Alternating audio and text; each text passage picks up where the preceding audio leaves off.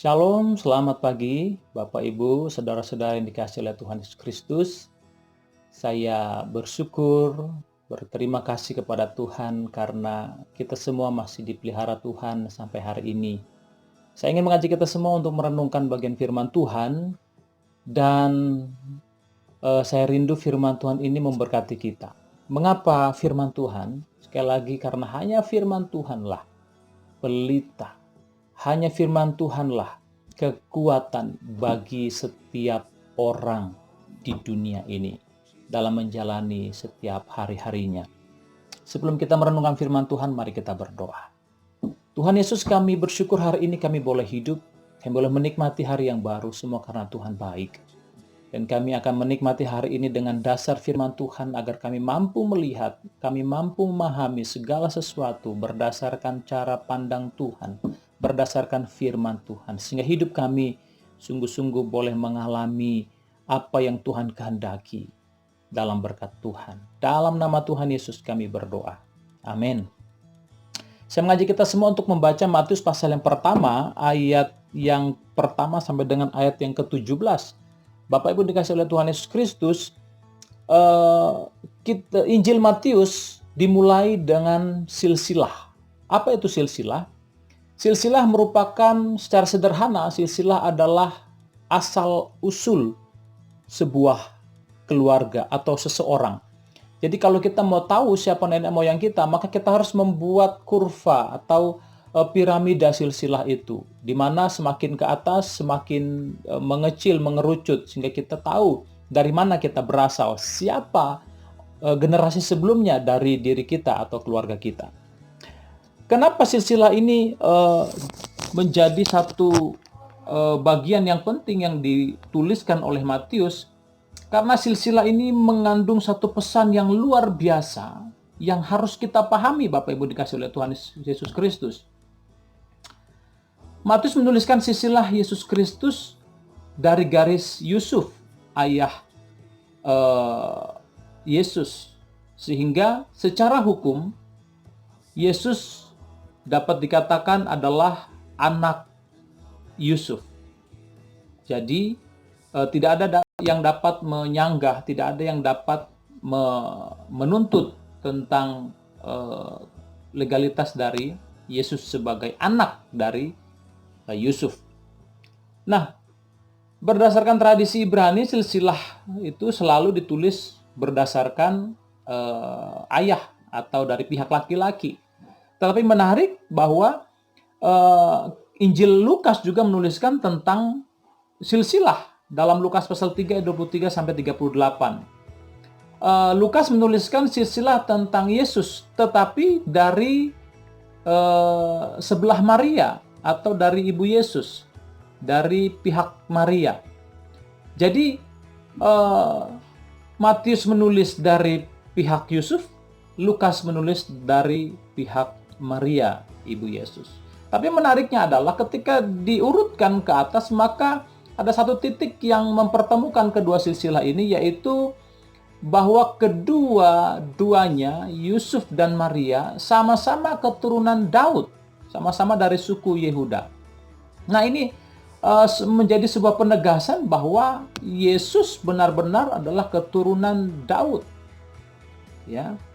Dengan demikian, para penulis kitab Injil menegaskan bahwa Yesus adalah Mesias, baik secara hukum maupun secara biologis yang dinubuatkan oleh para nabi.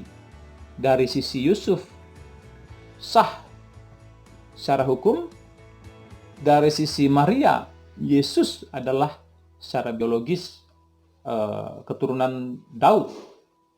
Nah, ini merupakan sebuah penegasan bagi orang Yahudi hari itu dan bagi kita hari ini bahwa Yesus benar-benar adalah Mesias yang dinubuatkan oleh para nabi dalam Perjanjian Lama, yang dikatakan bahwa Mesias adalah keturunan Daud. Itu menjadi poin pentingnya, bahwa Yesus benar-benar Mesias yang dinubuatkan oleh para nabi yang berasal dari Daud, keturunan Yehuda. Nah, apa makna dari silsilah ini yang perlu kita pahami, Bapak Ibu yang dikasihi Tuhan? Kita harus memiliki sebuah kerangka iman yang benar tentang Yesus. Kita harus mengerti, kita harus memahami siapa itu Yesus. Nah, kalau kita percaya, kalau kita katakan kita percaya kepada Dia dan kita mengasihi Tuhan, maka kita juga bertanggung jawab untuk mengenal Dia berdasarkan apa yang Yesus nyatakan dalam firman-Nya. Nah, percaya yang benar adalah percaya yang diikuti dengan pengertian dan pengenalan yang jelas, yang kuat tentang siapa yang kita percayai. Mengapa demikian? Karena kita percaya kepada Tuhan Yesus, maka kita pun dituntut untuk menyerahkan hidup kita sepenuhnya kepada Dia. Kita pun dituntut untuk bergantung sepenuhnya kepada Dia, menyerahkan seluruh hidup kita kepada Dia. Tetapi satu hal yang salah adalah ketika kita ingin percaya kepada seseorang, menyerahkan hidup kita kepada seseorang, menyerahkan hal yang paling penting dalam diri kita, dalam hidup kita kepada seseorang. Tetapi kalau kita tidak mengenal Dia, kita tidak memahami Dia, kita tidak mengerti tentang Dia, kita tidak tahu apa-apa tentang Dia, maka itu satu hal yang salah. Bayangkan kalau kita punya uang 100 juta, lalu kita titip kepada seseorang yang tidak kita kenal, yang tidak kita tahu siapa dia, yang cuman kita kenal biasa saja, tidak mengenal secara dalam, tidak ada hubungan yang baik, tidak ada relasi yang kuat selama ini. Beranikah kita menitipkan uang kita atau sesuatu yang berharga kepada orang itu? Tidak. Tidak mungkin ada orang yang berani melakukan itu. Itu namanya bunuh diri. Itu namanya merugikan diri sendiri secara sadar. Nah, Bapak Ibu dikasihi oleh Tuhan Yesus Kristus, kalau kita kalau kita percaya kepada Tuhan dan kita mau menyerahkan hidup kita, memberikan sesuatu hal yang paling penting, mempercayakan satu hal yang paling penting dalam hidup kita kepada seseorang, kepada satu pribadi, maka kita harus betul-betul mengerti, memahami, mengenal siapa dia. Nah, itulah yang sedang ingin disampaikan oleh Matius, bahwa orang-orang yang membaca Injil Matius harus tahu siapa yang sedang dibicarakan oleh Matius. Yang Matius harapkan orang itu akan percaya kepada orang yang sedang dibicarakan, dituliskan dalam Injil ini. Maka hal pertama yang penting di sini adalah kita harus mengenal siapa Tuhan Yesus. Nah, kalau kita tidak mengenal dengan baik dan memahami Tuhan Yesus, maka sesungguhnya kita tidak pernah percaya kepada Dia. Kita tidak benar-benar percaya kepada Dia. Kita tidak tertarik kepada Dia. Kita sungguh-sungguh tidak mengasihi Dia. Mungkin kita hanya sekedar ikut-ikutan, kita hanya sekedar terbawa oleh sebuah arus. Karena orang tua kita Kristen, maka kita Kristen. Tapi soal percaya perlu didalami lebih jujur di hadapan Tuhan. Nah, Bapak Ibu dikasihi oleh Tuhan Yesus Kristus, hal yang ingin saya sampaikan pada hari ini adalah kita sebagai orang-orang yang percaya kepada Tuhan, kita harus bertanggung jawab secara iman, bahwa kita tidak hanya sekedar percaya, tetapi kita juga mau percaya yang disertai dengan pengenalan yang benar, percaya disertai dengan pemahaman pengertian yang sungguh-sungguh menyeluruh, yang sungguh-sungguh benar, dimulai dengan kita mengenal, kita tahu siapa Tuhan. Nah, mengapa saat ini ada banyak orang yang dipenuhi dengan ketakutan, kecemasan, apalagi dengan situasi saat ini yang kacau balau di mana-mana. Mengapa banyak orang Kristen yang katanya beriman, yang katanya percaya kepada Tuhan, tetapi tidak memiliki sikap dan eh, respon yang benar terhadap keadaan yang ada? Satu hal yang pasti bahwa itu terjadi karena pengenalan yang tidak benar terhadap Tuhan. Ketidakmengertian kita terhadap cara Tuhan mengerjakan sesuatu. Ketidakmampuan kita memahami pekerjaan-pekerjaan Tuhan.